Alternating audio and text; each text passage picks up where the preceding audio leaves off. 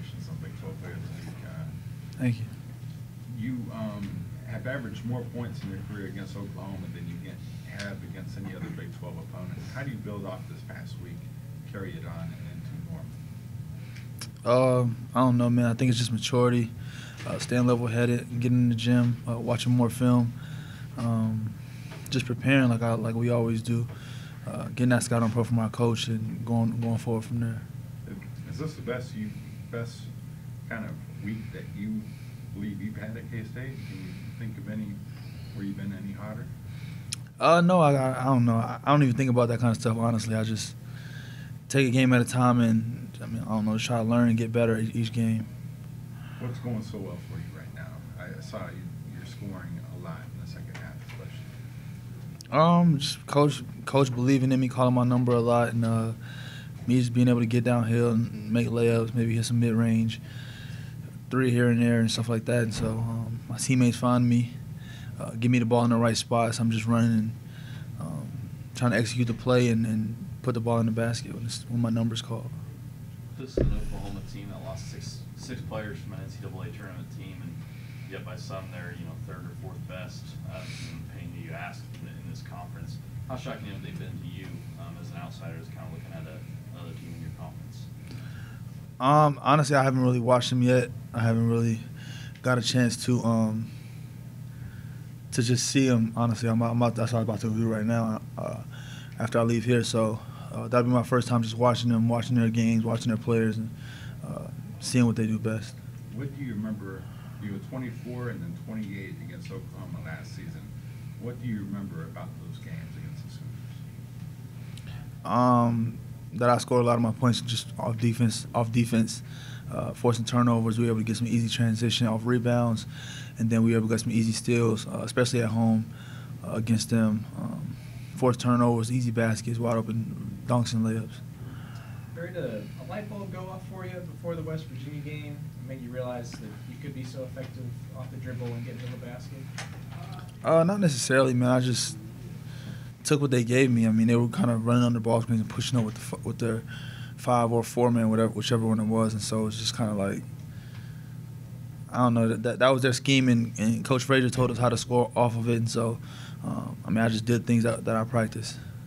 So like if Oklahoma goes zone and takes away the dribble, you try something else, or I couldn't, you know what I'm saying, just run in there like a man, so it had to definitely be something different, for sure. Barry, you said a week ago you weren't panicked when you were 0-2, but how much better does it feel? How much different is the feeling in the locker room after winning 2 straight and having some momentum on your side? It's good, man. We always like to win, no matter how close the game is, no matter how ugly the game might be. Winning is definitely the number one goal here, and so to have those 2 wins in a row coming off of 0-2, starting the Big 12 is definitely big for us. You face 3 teams now in the next 7 days. The last time you had a quick turnaround, you guys hoisted the trophy at the in Virgin Islands. Is this team more mature, able to handle those quicker turnarounds? I think so, man. We got a lot of experience, a lot of guys that's been here and done the things that you just said before, and so it's just a matter of taking care of our body. Those games and even practice definitely going to wear and tear on our body, and weights and all that kind of stuff, getting proper sleep.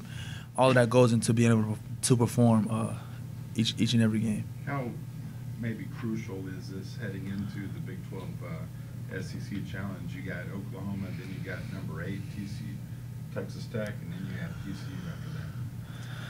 I think it's TCU, Texas Tech. Yeah. But, I mean, it's a crucial stretch, man. We have a lot of good teams, man. There's no slouch in the Big 12, and so we just got to come ready to play. But, I mean, for right now, we're just worried about Oklahoma. Did the offense feel any different with Dean out there, just having another shooter and a threat? Just space the ball a bit more with Dean out there? Yeah, man, for sure. I mean, we were in the media after the game, and Dean says, like, I didn't really do nothing on offense. I had 2 points, but just him being out there is kind of like, it just opened up everything for everyone. He's a threat, and you got to respect him no matter what. He's Big 12 preseason player of the year. You're going to respect him. He can shoot, he can dribble, he can pass.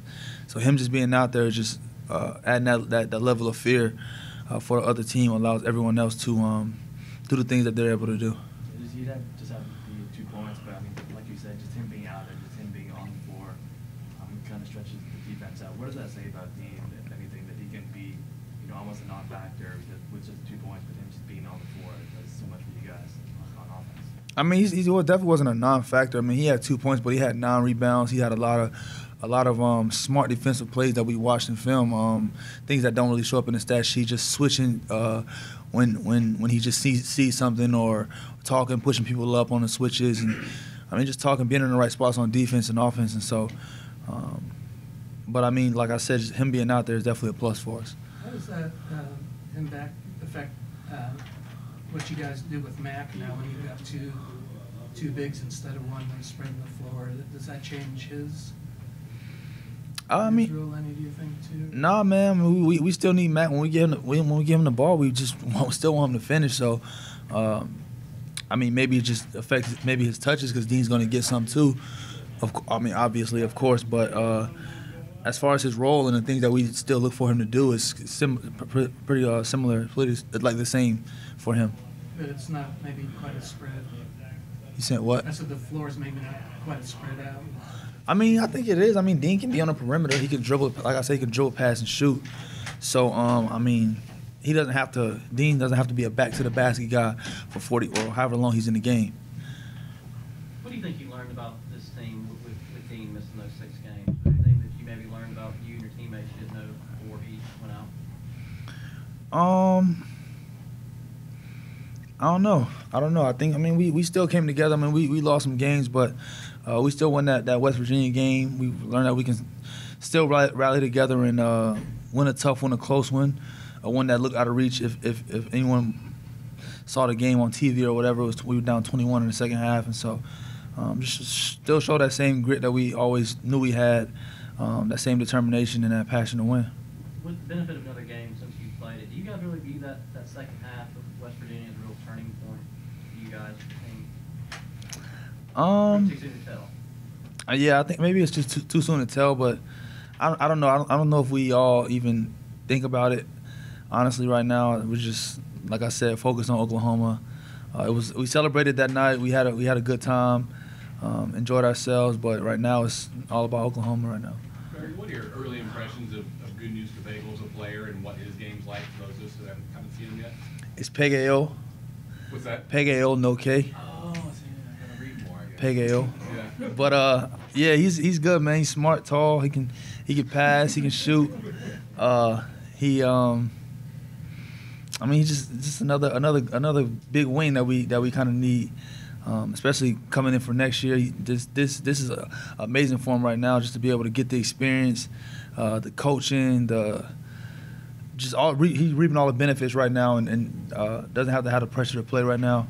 And so I think that's big just for his body, get his body right, his mind right, understand our program, our ins and outs, not just on the court, all the things that go into being a Kent State men's basketball player. So this is a great time for him. You kind of just said it, but can you imagine how big of an impact that could have had for you? If you could have had an extra semester with the team before you had to play and that kind of thing? Yeah, man. I mean, it just pushes everything up. You have an extra semester of learning, an extra semester of getting shots up in Bramlage, an extra semester of all that kind of stuff, and understanding our program. Do you have late game rogues in high school like you have these last couple of games, or is that something you picked up at K-State, that clutch finish? I mean, I made some couple game winners in high school, but I mean, I don't know. I just, like I said, my teammates and my coaches believe in me in those late game kind of crunch time situations, and I'm just trying to do my best to do whatever I need to do, whether it's dive on the floor or make a basket for them. What's going through your head though in those moments you need a bucket to get a win? I'm out scored. That's all. Like, it's game. Where did you get that? What do you credit that mindset to? I don't know, man. I don't know. I don't know when I got that. I think I had it. I don't know. Maybe when when you're a kid and you count down 5, 4, 3, 2, and you always want to make the shot. And so just to have it real now and even in high school, maybe even in middle school, it's just something I feel like I always had.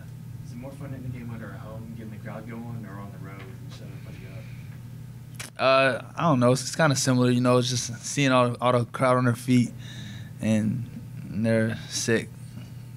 But Was it like seeing the Poland finish? Did you know how similar they were, or did you have to see it afterwards to kind of realize that? I hadn't seen it, but Jay had. I remember Jay showed it to me, sent it to my phone, and so yeah, it was crazy. They were kind of similar, and it was a good time for K-State at that time. Does the Big 12 seem any more unpredictable than usual right now? Some of the scores seem kind of random. Yeah, man. I mean, this league is not one to be taken lightly. Anyone can be beaten at any given time, home or away, big crowd, small crowd. So, I mean, the Big 12 is just scary. You know, it's something that people are blessed to play in. But I mean, it'll eat you up if you're not ready. So, that's it. Barry, how important has just experience been for this team to not panic with an 0-2 start of Big 12 play? Oh, I think it's big, man. I think it's big. I think we just kind of weathered the storm. We kind of dug ourselves in a little hole, 0-2, and then we just rallied together, like I said, especially in that second half, West Virginia, and we were able to get that win. Then we were able to start good in the first half of Iowa State, and kind of didn't do what we usually did in the second half, but we're still able to get the win. And so I think we're just getting better and better every game. You guys have lost the last three in Norman. How important is it to get this one? Oh, very important, man. It's very important. Something that I know is on the seniors' bucket list. We haven't, like you said, we lost the last three. This will be our fourth time in there trying to get a win, and so it's very important for everyone. The Big 12 record, our and just our fans and stuff like that. I mean, it's going to be important for everyone to understand how big this game is. I mean, I think, what are they ranked, 23 in the country? 20th now? All right, so there you go. They're 20th in the country, and so this will be a big-time game. I'm talking about a turning point. I think, if anything, that might be it. How big was it Saturday just to finally get a win, you know, in a truly hostile environment? I mean, you guys obviously have won the tournament down in Virgin Islands, but that wasn't exactly a road game. It was good, man. I think it was our first one of the year.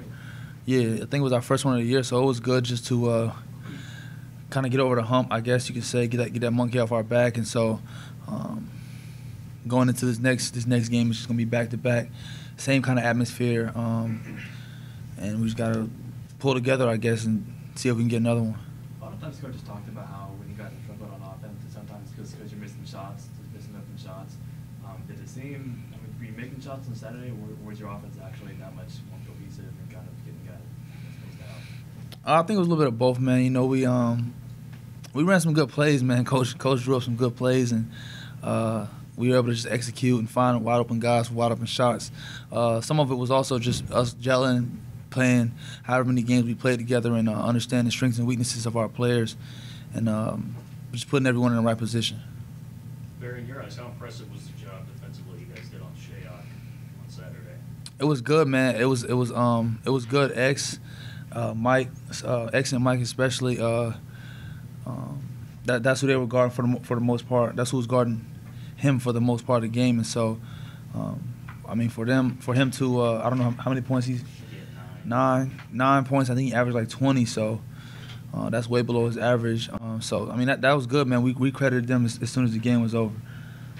They had other tough guards too, with Wigington and other guys that you handled. But were you jealous at all of X drawing that assignment against Shayok? I don't know. It is what it is, man. As long as we got the win, man, he did his job. So I'm happy for him. And, you know, seniors, you know, standout seniors normally take a step during that senior year and elevate their game to a new level. I remember that with Jacob Bowen. Do you feel right now like you are doing that right now, Barry? I feel like I'm always, and everyone in here is always trying to take a step and just elevate their game, be the best player they can be at the time. And so I feel like we all need to just take one or two steps forward to get to where we want to go and win the games that we need to. Did you feel the transition back, having Dean in there, did you think it went fairly smooth as far as, I know he was a little bit rusty, but as far as just the execution and kind of getting back on the bike, so to speak? I don't know. I think it could have been a little bit better. You know what I mean? It was his first game back. I know he was nervous. He told me he was nervous, and so I told him it's anyone would be nervous. First game back, and it's away, in Hilton. So it's I don't know. You're gonna get nervous, and so but I mean, as far as like execution, like he knew the plays. It wasn't like he was his first game back and he hadn't practiced at all. It's like he'd been practicing and stuff like that. So he knew the plays, he knew the spots, and that's how he, like I said earlier, knew where to be on defense, talked, knew where to be on offense, set screens and stuff like that. So I mean, he knew what he needed to do. But even all of you as a whole, I just meant adjusting to all of you kind of playing as that unit again. Did it feel like, or did it just feel like it was picked up where you left? Yeah, it was just like old times, man. It was just like old times. Yeah, how much differently did the defense play you when Dean's in the game? Did it make your life a little bit easier?